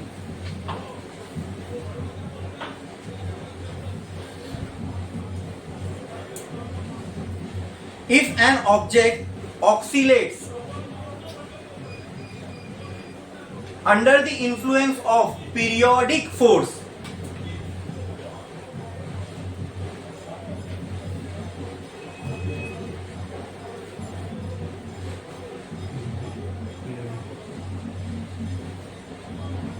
then the frequency with which it oscillates is called as forced frequency. With which it oscillate is called as, ऐसा लिखो, driver frequency और force frequency. Then the frequency with which it oscillates is called as driver frequency और forced frequency, और force frequency. अब मेरी बात को समझो, ये पेंडुलम था, पहले केस में हमने क्या किया, इसको ऐसा रिलीज किया और छोड़ दिया, तो ये अपने आप ऑक्सीलेट कर रहा था। अब जिस फ्रीक्वेंसी से ये ऑक्सीलेट करेगा उसको हम नेचुरल फ्रीक्वेंसी बोल रहे हैं। लेकिन अब इसी पेंडुलम को ये हम टिंग टिंग बार बार बार बार पीरियोडिक फोर्स, पीरियोडिक फोर्स मतलब कुछ समय बाद रिपीटेड वापस फोर्स लगाते जा रहे हैं। तो अब जो इसकी फ्रीक्वेंसी होगी, हो सकता है पहले ही 1 सेकंड में 2 ऑक्सीलेशन कर रहा होगा, बार बार फोर्स लगाने से 1 सेकंड में 4 कर रहा हो सकता है ना, मे बी। हाँ बोलो क्लियर है, बोलो क्लियर है, आई बात समझ में? तो इसकी फ्रीक्वेंसी चेंज हुई, इसकी फ्रीक्वेंसी चेंज हुई। क्या ये अपनी नेचुरल फ्रीक्वेंसी से ऑक्सीलेट कर पा रहा है? नहीं, ये कुछ ऐसी फ्रीक्वेंसी है जो इसकी नेचुरल फ्रीक्वेंसी नहीं है। हमारे फोर्स लगाने की वजह से ये फ्रीक्वेंसी कुछ और ही थी। बोलो क्लियर है, समझ में आया? ठीक है, बोलो क्लियर है। या तो कोई चीज ऑक्सीलेट हो रही है, मैं उसको बार बार यहां से रोक रहा हूं, बार बार रोक रहा हूं, तो मान लो 1 सेकंड में 4 बार ऑक्सीलेट हो सकता था, मेरे रोकने की वजह से हो सकता है 2 ही बार ऑक्सीलेट हो रहा हो। ठीक है, तो अंडर रिपीटेड फोर्स अगर कोई चीज ऑक्सीलेट हो रही है और मैं उसको बार बार फोर्स लगा रहा हूं, तो क्या उसकी फ्रीक्वेंसी में चेंज आएगा? यानी 1 सेकंड में वो जितने चक्कर कंप्लीट कर सकता था, अब या तो उससे ज्यादा कर सकता है या तो उससे कम। ठीक है, क्या उसकी फ्रीक्वेंसी में चेंज आया? ये फ्रीक्वेंसी में चेंज क्यों आया? हमने बाहर से फोर्स लगाया इसके लिए, बराबर, इसलिए इस फ्रीक्वेंसी को फोर्स्ड फ्रीक्वेंसी बोलते हैं। क्या बोलते हैं? Forced frequency. बोलो इतना क्लियर है? क्लियर है। अब नेक्स्ट जो हमें कंसेप्ट समझना हुआ है रेजोनेंस का, वो है रेजोनेंस का। हमने नेचुरल फ्रीक्वेंसी समझ ली, हमने फोर्स फ्रीक्वेंसी समझ ली। ठीक है, ठीक है। अब मेरे एग्जांपल को जरा ध्यान से समझना। पहला केस मैंने पेंडुलम लिया, खींचा, छोड़ दिया। मान लो ये पेंडुलम 1 सेकंड में 3 साइकिल कंप्लीट कर रहा है। कितनी? तो इसकी फ्रीक्वेंसी कितनी हो गई? 1 सेकंड में 3 साइकिल कंप्लीट कर रहा है, तो फ्रीक्वेंसी कितनी हुई? 3 हर्ट्ज। भाई 1 सेकंड में जितनी साइकिल कंप्लीट कर रहा है उसी को तो फ्रीक्वेंसी बोलते हैं। मैं कहाँ कॉम्प्लिकेट किया जाता? हाँ, कंसेप्ट ध्यान में रखो, बस बेसिक्स। तो इसकी फ्रीक्वेंसी कितनी हो गई? 3 हर्ट्ज। कितनी हो गई? कितनी हो गई? याद रखना, इसकी फ्रीक्वेंसी कितनी हो गई? 3 हर्ट्ज। कितनी हो गई? 3 हर्ट्ज। मतलब इसकी नेचुरल फ्रीक्वेंसी क्या है? यस, मैंने फोर्स लगाया, छोड़ा, अब ये खुद ही 1 सेकंड में 3 साइकिल कंप्लीट कर रहा है, तो ये क्या है इसकी नेचुरल फ्रीक्वेंसी। अब इसकी नेचुरल फ्रीक्वेंसी क्या है? क्या है? क्या है? क्या है? याद रखो, क्या है? क्या है? ऐसा ही एक पेंडुलम मैंने क्या किया, एक रस्सी थी मेरे पास, ऐसी एक पेंडुलम मैंने यहाँ हैंग कर दिया।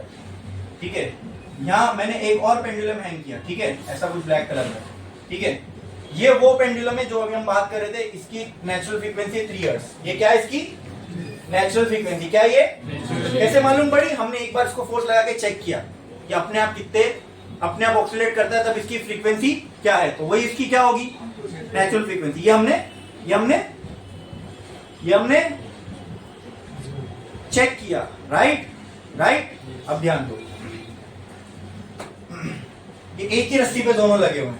ठीक है, ये समझ लो, ऐसे यहाँ एक रस्सी लगी है, वहां एक पेंडुलम है, यहाँ एक पेंडुलम है। क्लियर है? हाँ, तो ऐसी मैं और 2 पेंडुलम लगा दूं, कुछ प्रॉब्लम है? एक पेंडुलम है जिसकी लेंथ इतनी है, एक पेंडुलम और है जिसकी लेंथ इतनी है, ठीक है। लेट्स से इसकी frequency, formula of time period क्या था पेंडुलम का, 2 पाई अंडर रूट L/G था, ये G/L था। तो फ्रीक्वेंसी का फॉर्मूला क्या होगा, 1/2 पाई अंडर रूट G/L। मतलब इससे समझना फ्रीक्वेंसी इनवर्सली प्रोपोर्शनल है लेंथ के। हाँ, लेंथ बढ़ेगी तो फ्रीक्वेंसी कम होगी। तो अगर इसकी 3 है, इसकी लेंथ ज्यादा है, तो इसकी हो सकती है 2 हर्ट्ज हो।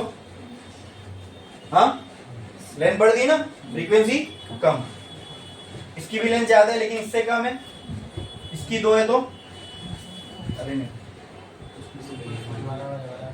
इसकी और बढ़ा देता हूं मैं। चलो, इसकी लेंथ कम है तो लेट्स से इसकी 10 हर्ट्ज है फ्रीक्वेंसी, ठीक है। कैसे निकालते हैं नेचुरल फ्रीक्वेंसी, समझ में आया ना। इसकी लेंथ इससे ज्यादा है तो लेट्स से इसकी हो गई 8 हर्ट्ज, इसकी उससे भी ज्यादा है तो इसकी 6 हर्ट्ज। बोलो क्लियर है, समझ में आया, कुछ डाउट है यहां तक जो मैंने बोला, इसमें किसी को कुछ डाउट है क्या, बोलो। अब मैंने क्या किया, यहां से एक पेंडुलम, अब ये एक ऐसी स्ट्रिंग लगी है, ये तीनों पेंडुलम स्ट्रिंग पे है और यहाँ पे एक और पेंडुलम है। इस पेंडुलम को मैंने ऐसा खींचा और छोड़ दिया, मैंने इन तीनों को टच किया क्या, नहीं। लेकिन क्या होगा, जब ये पेंडुलम ऐसे ऐसे चलेगा, उसकी वजह से इन ये तीनों भी वाइब्रेट होंगे, तीनों भी वाइब्रेट होंगे, ठीक है। तो मान लो मैं इस पेंडुलम पे 10 न्यूटन का फोर्स लगा रहा हूं, कितने का, 10 न्यूटन का, कितने का, इस वाले पेंडुलम पे। ये कौन सी फ्रीक्वेंसी हुई फिर, और मैं टाइम के साथ बार बार 10 न्यूटन 10 न्यूटन 10 न्यूटन लगाते जा रहा हूं, कौन सी फ्रीक्वेंसी हुई है, फोर्स फ्रीक्वेंसी। कौन सी हुई, फोर्स फ्रीक्वेंसी, ठीक है। तो क्योंकि ये वाइब्रेट हो रहा है तो ये भी वाइब्रेट होगा, ये भी होगा और ये भी होगा। बोलो क्लियर है, बोलो क्लियर है, समझा के नहीं। ये तीनों इनकी क्या है, ये फ्रीक्वेंसी इन तीनों की क्या है, ये इसकी नेचुरल फ्रीक्वेंसी, ये इसकी नेचुरल और ये इसकी नेचुरल। जब मैंने 10 न्यूटन का फोर्स लगाया तो मैंने देखा ये वाला जो पेंडुलम है ये 10 हर्ट्ज से ऑक्सीलेट कर रहा है, किससे, 10 हर्ट्ज से, किससे, और ये जितने से करेगा ये अपने आगे वाले को भी कोशिश करेगा कि उतने से ये ऑक्सीलेट करवाए। लेकिन क्योंकि फ्रीक्वेंसी डिपेंड करती है लेंथ पे, फ्रीक्वेंसी डिपेंड करती है लेंथ पे, और इनकी लेंथ अलग अलग है, इसलिए ये सेम ऑक्सीलेशन से वाइब्रेट नहीं हो रहे हैं। ये कुछ और अपने अपना, मान लो ये 4 से हो रहा होगा, ये कुछ और से हो रहा होगा, ये कुछ और से हो रहा होगा। बोलो क्लियर है, बोलो क्लियर है, समझ में आया। तो मैंने क्या किया, मैंने इसको फोर्स लगा दिया 20 न्यूटन। अब क्या होगा, अब क्या होगा, हाँ अब क्या होगा, एग्जाम्पल लेट से ये और थोड़ा ज्यादा या कम फोर्स से फ्रीक्वेंसी से वाइब्रेट होने लगा, ठीक है। तो वो लोग भी वहां से, अब एक काम करते हैं, मैं क्या बोलता हूं, जो इसकी ये जो फोर्स फ्रीक्वेंसी थी, ठीक है, फोर्स फ्रीक्वेंसी, ठीक है, जब मैंने 20 न्यूटन लगाया, पहले कितना था, ये पहले कितना था, 10 हर्ट्ज था, ठीक है। मान लो जब 10 न्यूटन लगा रहा था 5 हर्ट्ज ही था, कितना था, 5 हर्ट्ज। जब 20 लगाया तब कितना हो गया, 10 हर्ट्ज। कितना हो गया, मतलब अब फोर्स फ्रीक्वेंसी कितनी है, 10 हर्ट्ज, क्या है, 10 हर्ट्ज। और मैंने देखा ये जितनी फ्रीक्वेंसी से ये वाइब्रेट करवा रहा है उतनी नेचुरल फ्रीक्वेंसी इसकी है, उतनी नेचुरल फ्रीक्वेंसी, देखो ये वाइब्रेट होगा तो वो तीनों भी वाइब्रेट होंगे, वो तीनों भी वाइब्रेट होंगे। इतना क्लियर है, इतना क्लियर है, अरे बोलो इतना क्लियर है, ठीक है। ये चलो इसको जाने दो, कोई भी फ्रीक्वेंसी से इसको वाइब्रेट होने दो, फर्क नहीं पड़ता, ठीक है। जो ये मैं जब मैं इसको फोर्स लगा रहा हूं, लेकिन जो ये फ्रीक्वेंसी से वाइब्रेट होगा उस फ्रीक्वेंसी का नाम क्या है, फोर्स फ्रीक्वेंसी। क्या है, उस फोर्स फ्रीक्वेंसी की वजह से ये तीनों भी वाइब्रेट होंगे, ये तीनों भी वाइब्रेट होंगे। तो क्या मैं बोल सकता हूं इनके ऊपर भी फोर्स फ्रीक्वेंसी लग रही है, बोलो, अरे बोलो।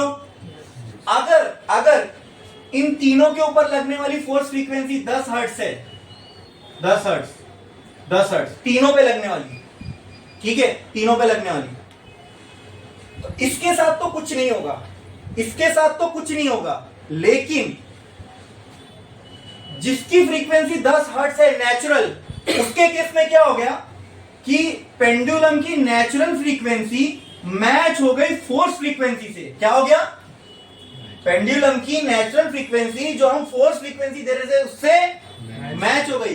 जब ऐसा होगा तो ये पेंडुलम पहले अगर ऐसे ऐसे वाइब्रेट हो रहा था तो अब ऐसे ऐसे ऐसे ऐसे वाइब्रेट होने लगेगा, मतलब इसका डिस्प्लेसमेंट अचानक से आपको बढ़ता हुआ दिखेगा। इसी फिनोमिना को बोलते हैं रेजोनेंस, इसी फिनोमिना को बोलते हैं। और ये तब ही होता है जब किसी चीज की नेचुरल फ्रीक्वेंसी से उसकी फोर्स फ्रीक्वेंसी से, जब किसी चीज की नेचुरल फ्रीक्वेंसी उसकी फोर्स फ्रीक्वेंसी से मैच हो जाए। तो पार्टिकल या ऑब्जेक्ट वाइब्रेट्स और oxalate with much larger amplitude, अपनी औकात से ज्यादा एम्पलीट्यूड से वाइब्रेट करने लगेगा। ये नेचर ने दिया है, पता नहीं ऐसा क्यों होता है, ठीक है, ये नेचर ने प्रॉपर्टी दी है। हमारी बॉडी की भी एक नेचुरल वाइब्रेटिंग फ्रीक्वेंसी है, अगर उस फ्रीक्वेंसी से मैच हो गई तो हमारी बॉडी भी अपने रिक्वायर्ड एम्पलीट्यूड से ज्यादा वाइब्रेट कर सकती है। यही फिनोमिना की वजह से आप एक म्यूजिकल नोट से ग्लास फोड़ सकते हो, ठीक है, यही रेजोनेंस का फिनोमिना होता है। साउंड की एक फ्रीक्वेंसी होती है, ग्लास जब बना होगा तो कुदरत ने एक उसको फ्रीक्वेंसी दे रखी है, उसको बोलते हैं नेचुरल फ्रीक्वेंसी, ठीक है, ठीक है। अगर उस ग्लास की नेचुरल फ्रीक्वेंसी से साउंड की फ्रीक्वेंसी मैच हो गई तो वो बहुत ज्यादा फोर्स से, बहुत ज्यादा क्या बोलते हैं, अनकंट्रोल्ड तरीके से वाइब्रेट करने लगेगा। और जब वैसा होगा तो उसके मॉलिक्यूल्स के स्ट्रक्चर को ऑन प्लेस नहीं रख पाएंगे, फूट जाता है। समझ में आया, ठीक है। अच्छा, मैंने क्या किया, फोर्स चेंज किया, मैंने मान लो 20 का कर दिया 40, ठीक है। तो ऐसा मैं जरूरी नहीं बोल रहा हूँ फोर्स बढ़ाऊंगा तो फ्रीक्वेंसी बढ़ेगी, मुझे अब उसको फोर्स और फ्रीक्वेंसी का रिलेशन नहीं पता, लेकिन मान लो उसकी वजह से यहाँ पे जो स्ट्रिंग के ऊपर जो वाइब्रेशन हो रहा है वो 8 हर्ट्ज का हो रहा है, कितने का, तो इसके और इसके साथ तो कुछ नहीं होगा, ठीक है, लेकिन ये अपनी औकात से ज्यादा वाइब्रेट करने लगेगा। आई बात समझ में? इसी फिनोमिना को क्या बोलते हैं, रेजोनेंस। क्या बोलते हैं, when force frequency matches the natural frequency of an object, the object vibrates or oscillates with much larger amplitude. This whole phenomena is called as resonance. क्या बोलते हैं इसको, इस फिनोमिना को बोलते हैं रेजोनेंस। अच्छा, ये कोई एक ही फ्रीक्वेंसी पे होगा, 6 पे 8 पे इसका रेजोनेंस थोड़ी ना होगा। मैं एक पेंडुलम की बात करूं तो इसकी कोई एक ही नेचुरल फ्रीक्वेंसी होगी ना, और उसी फ्रीक्वेंसी पे इसका रेजोनेंस होगा। तो जिस फ्रीक्वेंसी पे ऑब्जेक्ट रेजोनेट करता है, क्या करता है, रेजोनेट करता है, यानी रेजोनेंस का फिनोमिना दिखाता है, उस फ्रीक्वेंसी को हम बोलते हैं रेजोनेंट फ्रीक्वेंसी। क्या बोलते हैं, क्या बोलते हैं? तो मतलब रेजोनेंट फ्रीक्वेंसी पे मुझे आप बताओ डिस्प्लेसमेंट एम्पलीट्यूड जो है वो ज्यादा होगा कि कम होगा, ज्यादा होगा। और रेजोनेंट फ्रीक्वेंसी नहीं, रेजोनेंट फ्रीक्वेंसी के अगर मैं पहले आऊं तो एम्पलीट्यूड ज्यादा होगा, नहीं, नॉर्मली वाइब्रेट करेगा। रेजोनेंट फ्रीक्वेंसी के बाद आऊं तो एम्पलीट्यूड ज्यादा होगा, नहीं, ज्यादा होगा, नहीं भाई, कम होगा। देखो, अगर मैं इसको, आपको क्या लग रहा है 8 हर्ट्ज से अगर मैं इसको ज्यादा दे दूं तो ये ज्यादा वाइब्रेट करेगा, नहीं, सबसे ज्यादा सिर्फ 8 पे ही करेगा। यही तो खास बात है रेजोनेंस की। ये सिर्फ तभी हो, अगर इसकी फ्रीक्वेंसी आपको ऐसा लग रहा है कि अगर मैं इसको 12 दे दूंगा तो ये 8 पे जैसे जिससे वाइब्रेट कर रहा था 12 पे उससे ज्यादा फ्रीक्वेंसी से वाइब्रेट करे, हो ही नहीं सकता। अगर ये 8 हर्ट्ज पे मान लो इतना गया ना, तो अगर आप इसको 100 भी दे दोगे ना फ्रीक्वेंसी, तब भी इतना नहीं जाएगा, इसके नीचे ही रहेगा। ये सिर्फ और सिर्फ किस पे हो सकता है, सिर्फ नेचुरल फ्रीक्वेंसी पे, यानी जब फोर्स फ्रीक्वेंसी नेचुरल फ्रीक्वेंसी से मैच हो जाएगी तभी हो सकता है। आ रही बात समझ में? ये रेजोनेंस का फिनोमिना हमने करंट में भी देखे थे ना, कोई एक फ्रीक्वेंसी ऐसी होती है जिस पे रेजोनेंस हो रहा था, बराबर, उस फ्रीक्वेंसी के ज्यादा फ्रीक्वेंसी भी दे दोगे तो बॉडी रेजोनेट, उस फ्रीक्वेंसी से कम फ्रीक्वेंसी भी दे दोगे तो बॉडी रेजोनेट। यानी रेजोनेंट फ्रीक्वेंसी के पहले भी एम्पलीट्यूड, रेजोनेंट फ्रीक्वेंसी के बाद भी एम्पलीट्यूड। जैसे मान लो 6 हर्ट्ज पे ये ऐसे ऐसे हिल रहा था, 7 पे ऐसे ऐसे हिल रहा था, 8 पे ऐसे ऐसे ऐसे ऐसे करने लगा, 9 करोगे फिर ऐसे, 10 करोगे फिर ऐसे, अरे 100 करोगे तो भी ये ऐसे ऐसे वाला जो 8 पे केस था ना, 8 पे जो इसने एम्पलीट्यूड अचीव किया ना, वो 1000 पे भी नहीं करेगा। आ रही है बात समझ में? ये फिनोमिना हमको सिर्फ कहां देखने को मिलता है, सिर्फ रेजोनेंट फ्रीक्वेंसी पे। तो अगर मैं आपको बोलूं एम्पलीट्यूड और फ्रीक्वेंसी का ग्राफ बनाओ, तो 0 से शुरू करो तो आपको दिखेगा एम्पलीट्यूड बढ़ रहा है, बढ़ रहा है, बढ़ रहा है। एक पर्टिकुलर फ्रीक्वेंसी आएगी जिसका नाम है resonant frequency.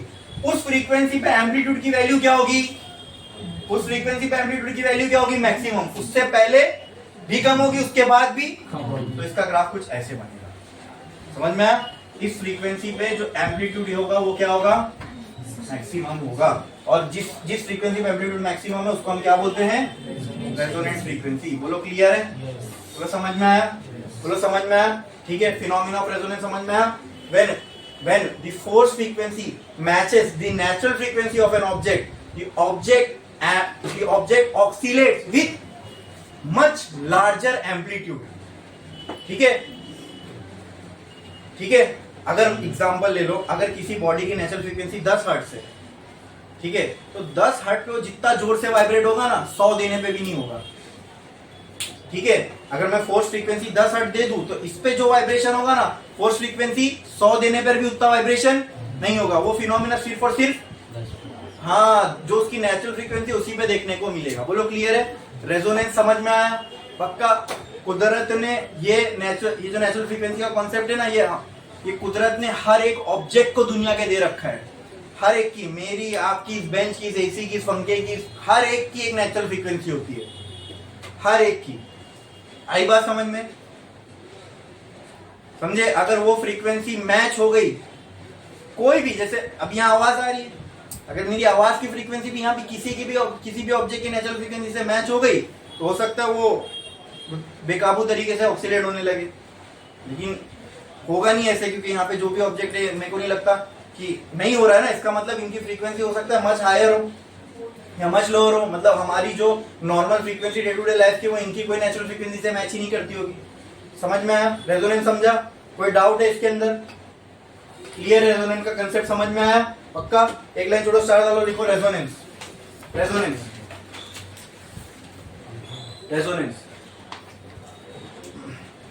if the force frequency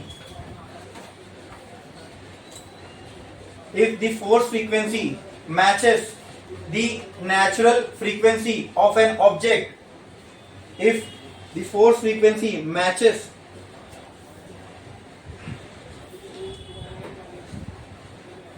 the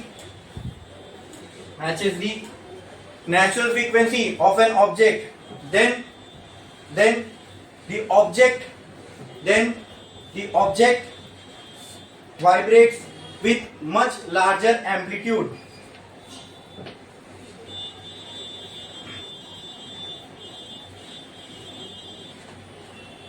Then the object vibrates with much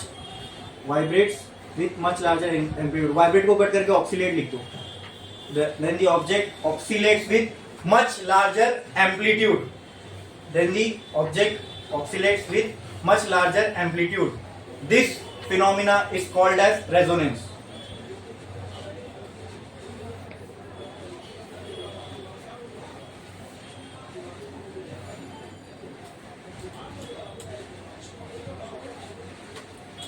एक लाइन छोड़ो, लिखो, resonance happens at one particular frequency for an object.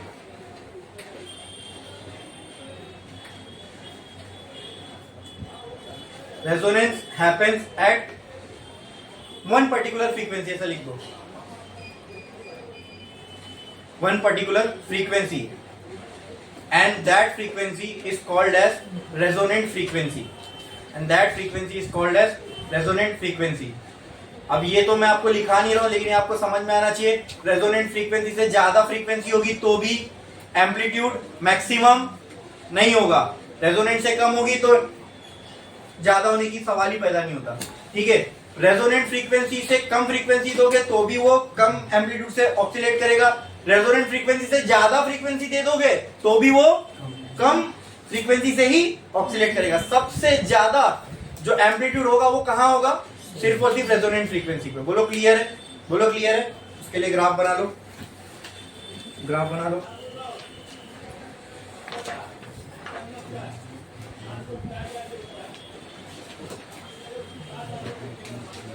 ये ए स्क्वायर के अगेंस्ट में ग्राफ है, ठीक है।